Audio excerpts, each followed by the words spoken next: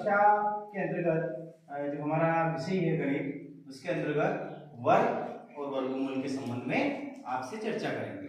अच्छा, पिछली कक्षाओं में हमने वर्ग के बारे में समझा है। वर्ग का मतलब किसी संख्या का उसी संख्या में गुणा, है ना।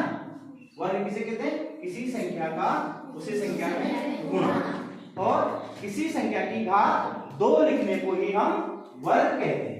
क्या कहते हैं? वर्ग।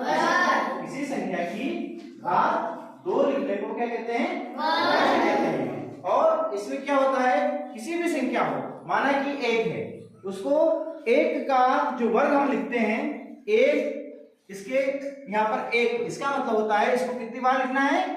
1 गुणित 1। 1 का 1 में गुणा करने पर क्या आता है?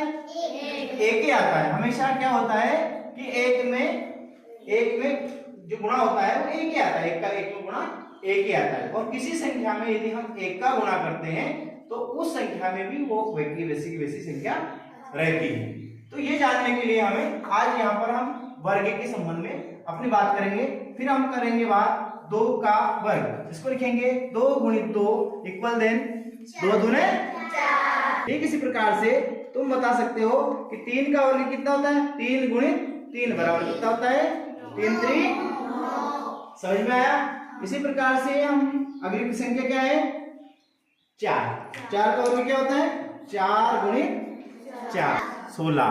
ठीक है, इस प्रकार से हम इसको कर सकते हैं। इसी प्रकार से 5 का वर्ग 5 गुणित 5 बराबर कितना होता है?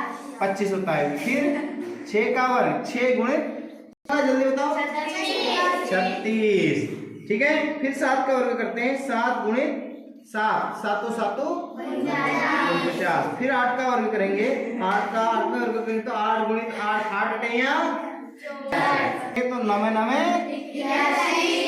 ये आता है। और इसके बाद 10 का